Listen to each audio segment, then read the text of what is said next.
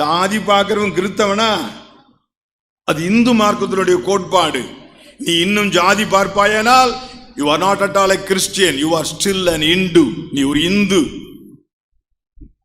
பிரம்மாவுடைய வாயிலிருந்து பிராமணன் பிறந்தான், பிரம்மாவுடைய தோலிலிருந்து சத்திரியன் பிறந்தான், பிரம்மாவுடைய தொடையிலிருந்து வைசியன் பிறந்தான், பிரம்மாவுடைய காலிலிருந்து சூத்திரன் பிறந்தான் என்று இலக்கியங்கள் சொல்லுகிறது.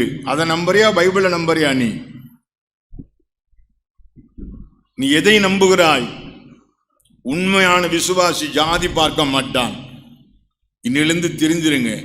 கிறிஸ்துவுக்குள் இருப்பாயானால் கலாத்தியர் 3:28 என்ன சொல்லுகிறது? அங்கே யூதன் என்றும் இல்லை, கிரேக்கன் என்றும் இல்லை, அடிமை என்றும் இல்லை, சுவாதியன் என்றும் இல்லை, ஆண் என்றும் இல்லை, பெண் என்றும் இல்லை, அவளெல்லாம் கிறிஸ்துவுக்குள் ஒன்றாயிருக்கிறார்கள். They are all